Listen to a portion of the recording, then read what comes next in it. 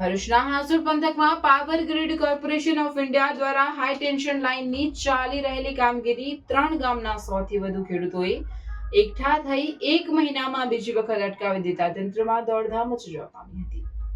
ભરૂચના હાંસોડ પંથકમાં power grid લાઇનના કામને લઈ ખેડૂતોમાં ભારે રોષ જોવા મળ્યો હતો. ઇલાવ ગામ સહિતના વિસ્તારમાં ચાલી રહેલી કામગીરી સામે ખેડૂતોનો વિરોધ યથાવત રહ્યો છે. અગાઉ 7 એપ્રિલે કામગીરી અટકાવ્યા બાદ પણ પ્રશ્નોનું કોઈ નિરાકરણ ન આવતા આજે 3 ગામના 100 થી વધુ ખેડૂતો એકઠા થઈ વિરોધ નોંધાવ્યો અને કામ તાત્કાલિક બંધ કરાવ્યું હતું. ખેડૂતોનું કહેવું છે કે પાવર ગ્રીડ લાઇન માટે લેવામાં આવતી જમીનનું યોગ્ય વળતર આપવામાં આવતું નથી. આ મુદ્દે અનેક વખત રજૂઆત છતાં યોગ્ય નિરાકરણ ન મળતા ખેડૂતો રસ્તા પર ઉતર્યા હતા. ખેડૂતોના વિરોધને કારણે કામગીરી અટકાવી દેવામાં આવી હતી.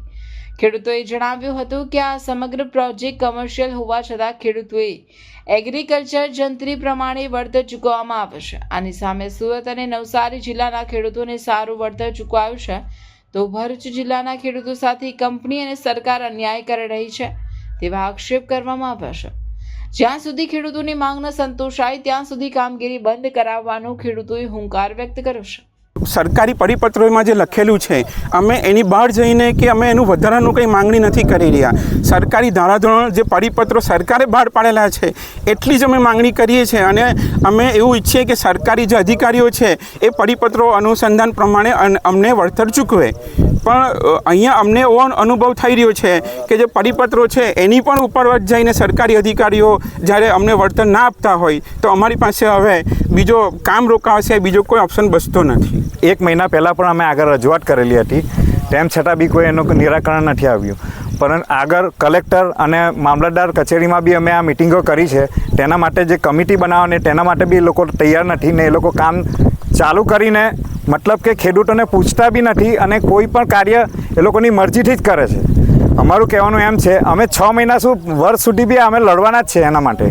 કારણ કે એ લોકો આજે આગળ પણ સંદીપભાઈએ કીધું તે પ્રમાણે એ લોકો 294 રૂપિયા અને જંત્રીની જે વાત કરે છે ટી શર્ટ નથી આવતું સાહેબ.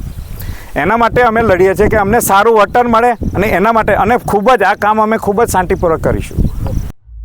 ખેડૂતોના વિરોધના પગલે ભરૂચ જિલ્લા પંચાયતના સભ્ય મગન પટેલ અને તાલુકા પંચાયતના સભ્ય નટવર પરમાર સહિતના આગેવાનો દોડી આવ્યા હતા. તેઓએ જણાવ્યું હતું કે રાજ્યના જળ સંપત્તિ મંત્રી ઈશ્વરસિંહ પટેલના માર્ગદર્શન હેઠળ રાજ્યના ઉર્જા મંત્રીને રજૂઆત કરી ખેડૂતોના પ્રશ્નોનું નિરાકરણ લાવવામાં આવશે. ખેડૂતો દ્વારા કોમર્શિયલ જંત્રી મુજબ સંપૂર્ણ વળતર આપવા માર્કેટ રેટ કમિટીની રચના કરવા અને તેમાં ખેડૂત પ્રતિનિધિઓને સામેલ કરવા સહિતની માંગણીઓ રજૂ કરવામાં આવી છે. જિલ્લાની અંદર પણ ત્યાંના કલેક્ટરશ્રીએ પણ વાણિજ્ય હેતુનો ભાવ ગણીને જંત્રીપણા મુજબ એ ખેડૂતોને એમણે વળતર ચૂકવ્યું છે.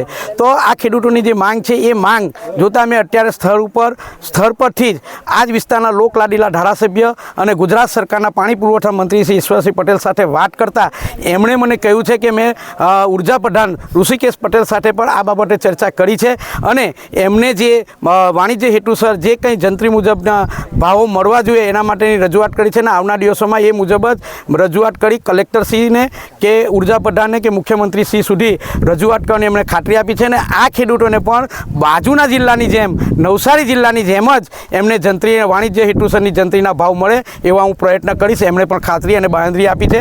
તો આવનાર દિવસોની અંદર અમે બધા લોકો માન્ય મંત્રી શ્રી ઈશ્વરસિંહ પટેલ સાહેબને અમે રજૂઆત કરવાના છે અને ગુજરાત સરકારની અંદર પણ રજૂઆત કરવાની તો એમની સાથે અમારું પ્રતિનિધિત્વ આ ખેડૂતોનું પ્રતિનિધિત્વ સાથે રહી અમે એ રજૂઆત કરવા માટે જઈશું. અને મને ચોક્કસ વિશ્વાસ છે કે જ્યારે આપણા જ વિસ્તારના લોકલાડીના મંત્રીશ્રી મંત્રીમંડળમાં હોય અને આ વિસ્તારના ખેડૂતોની સાથે અન્યાય ન થાય એ પણ જોશે એવી મને આ તબક્કે એમના પર વિશ્વાસ અને ભરોસો છે. ભરૂચના ફેમસ ડોક્ટર પ્રકાશ સેજવાણીની હોસ્પિટલને 40 વર્ષ પૂરા થયા છે. ડોક્ટર પ્રકાશ સેજવાણી માત્ર એક નામ નથી પણ એક વિશ્વાસ છે.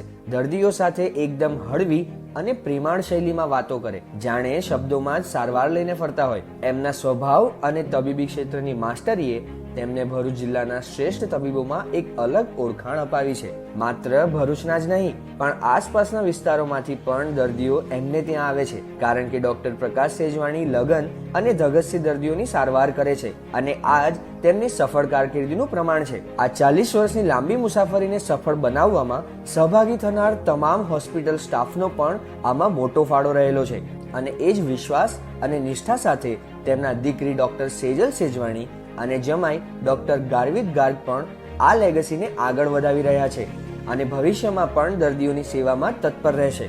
ડોક્ટર સેજવાણીના હોસ્પિટલ આશા નર્સિંગ હોમમાં diabetics, thyroid, BP, heart, kidney, liver જેવા ઘણા બધા રોગોનો ઇલાજ મોડર્ન ફેસિલિટી સાથે કરવામાં આવે છે અને અહીંયા echo, TMT, PFT, ECG, X-ray, laboratory checkup અને એડમિટ થવા જેવી